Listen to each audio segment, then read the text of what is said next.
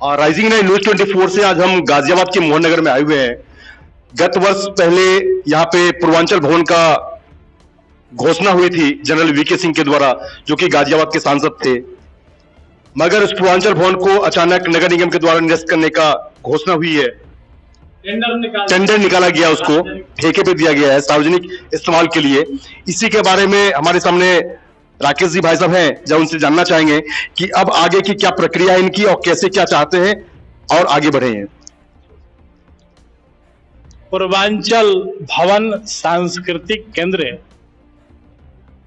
पूरब और बिहार की सभ्यता संस्कृति को स्थापित करके बनाया जाएगा। मुख्यमंत्री के द्वारा सबको संबोधित करके उसका शिलान्यास किया गया। जनरल डॉक्टर वीके सिंह मय प्रशासन के द्वारा उसका भूमि पूजन किया गया। उसका निर्माण कार्य शुरू हुआ।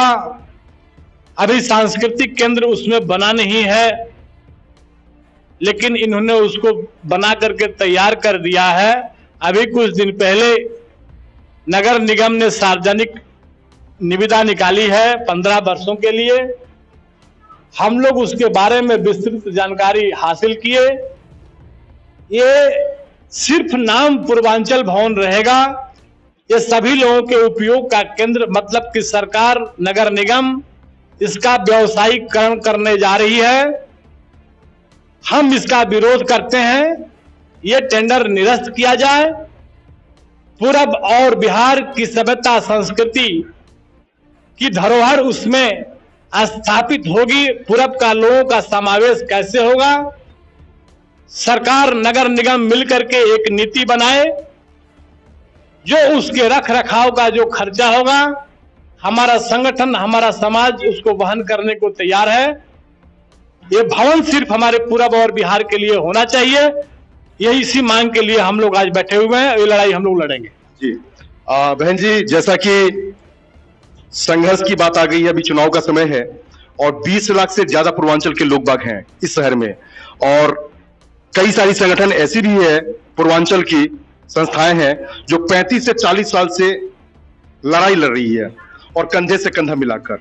इसके बावजूद प्रशासन ने जो एक तरीके से आपके साथ घोषणा करके और बाद में बात बदल दिया गया है, हाशिए पे ला दिया गया है पूर्वांचल के लोगों को सिर्फ चुनाव में इस्तेमाल करने के लिए, या जैसे भी जो भी कारण हो, इसके लिए आपकी आगे की लड़ाई के लिए क्या तैयारी है?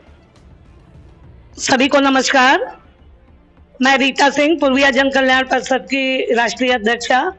देखिए, पूर्विया जन कल्याण परिषद हो या जितने भाई बहन बैठे हैं, कोई भी समिति हो, हम सभी भाई बहन किसी के इस्तेमाल होने की चीज न थे, न हैं, न आगे कभी जिंदगी में रहेंगे। अगर जब तक भवन नहीं बना था, हमने कई लाखों रुपए अपने समाज के लोगों का इसमें खर्च किया है। बहुत संघर्ष के बाद ये भूमि अलाट हुई है और उस पे भवन का निर्माण हुआ है। अब नगर निगम ने जिस तरह पलटी मारी है, उनका कौन सहयोग कर रहा है? देखिए, अभी इलेक्शन है तो हम 15-20 दिन बहुत काम कर ले जाएंगे, ऐसा हम नहीं कह रहे हैं। हमने अभियान की शुरुआत की है। जी, अभियान की शुरुआत की है। अभी हम होने वाले सांसद से भी और समाज के लोग, पहली बात तो ये सामाजिक संस्था है, हमें किसी राजनीति से कोई मतलब नहीं है, लेकिन वोट हमारा अधिकार है, हम वोट करेंगे। पर उसके साथ साथ हम ये चाहेंगे कि हमारी भूमि को व्यवसायीकरण के रूप में परिवर्तित ना की जाए। ये पूरी तरह व्यवसायिक ही है, ये पूरी तरह व्यवसाय ही किया गया है। ये जिस तरह से कहा गया कि 20 से 25% का छूट मिलेगा, अरे 20 से 25% छूट मिलेगा, किसको मिलेगा? इसका क्या आधार है, क्या डॉक्यूमेंट है, क्या सर्टिफिकेट है? कोई आधार नहीं है, कोई डॉक्यूमेंट नहीं ये लेंगे। ये तो अभी लॉलीपॉप दे रहे हैं और हम पूर्वांचल के लोग इनके लॉलीपॉप में आने वाले नहीं हैं। हम इसमें एक अपना ताला बंद करेंगे, जेल जाएंगे, मरेंगे और मारेंगे। जी। हमारे सामने मिथिलांचल सेवा समिति के अध्यक्ष पवन झा जी हैं, जो कि विगत 35 से 40 वर्षों से पूर्वांचल समाज के लिए संघर्ष कर रहे हैं, और संघर्ष में सच्चाई यही है कि भीष्म पितामह इन्हीं को कहा गया है। तो मैं उनसे जानना चाहूंगा कि अब इस लड़ाई को किस लेवल पे ले जाएंगे। देखिए, नगर आयुक्त तो कोई नगर का मालिक नहीं होता है, नगर का नौकर होता है।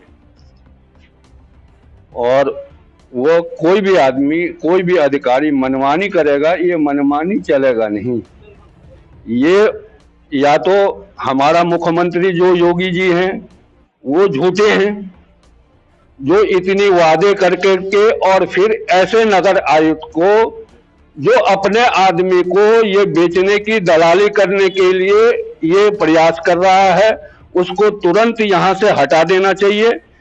और ये जो पूर्वांचल भवन है इसको तैयार करके पूर्वांचल के लोगों को सौंप देना चाहिए, जो उन्होंने वादा किया था।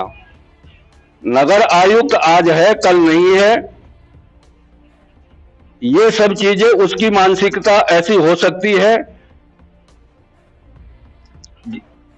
जनरल साहब के जाते ही ये लोग बदलने लगे, तो इन्होंने अगर पलटी मारा है तो चुनाव नजदीक है, हम भी पलटी मार करके इनको दिखा देंगे कि पलटी क्या होता है। अगर इन्होंने चुनाव से पहले इन चीजों को ठीक नहीं किया तो निश्चित रूप से हम लोग अपने आदमी को कहेंगे कि भाजपा के विरोध में जो भाजपा को हरा सकता है उसको आप वोट कीजिए।